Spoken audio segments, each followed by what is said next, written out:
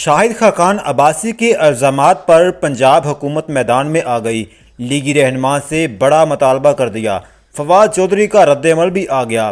سابق وزیر اعظم اور نون لیگی رہنما شاہد خاقان عباسی نے ایک سیمینار سے خطاب کے دوران کہا تھا کہ حکومت کی جانب سے 84 ارب روپے کا آٹا تقسیم کیا گیا، اس کے اندر 20 ارب سے زائد کی کرپشن کی گئی ہے۔ پروگرام میں گفتگو کرتے ہوئے شاہد خاقان عباسی نے کہا کہ کرپشن صرف آٹے میں ہی نہیں، اس پورے نظام میں کرپشن ہو رہی ہے۔ انہوں نے کہا کہ سب جانتے ہیں لیکن روک نہیں سکتے۔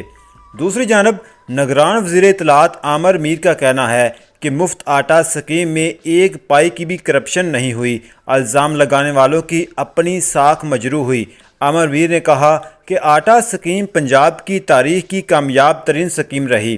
اسکیم سے پنجاب کے 3 کروڑ مستحق لوگوں نے فائدہ اٹھایا۔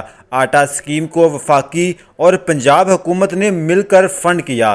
نگران وزیر اطلاعات نے کہا کہ شاہد خاقان عباسی یا تو معذرت کریں یا ثبوت مہیا کریں۔ ان کا کہنا تھا کہ پنجاب حکومت پر کوئی کرپشن کا الزام نہیں لگا سکتا۔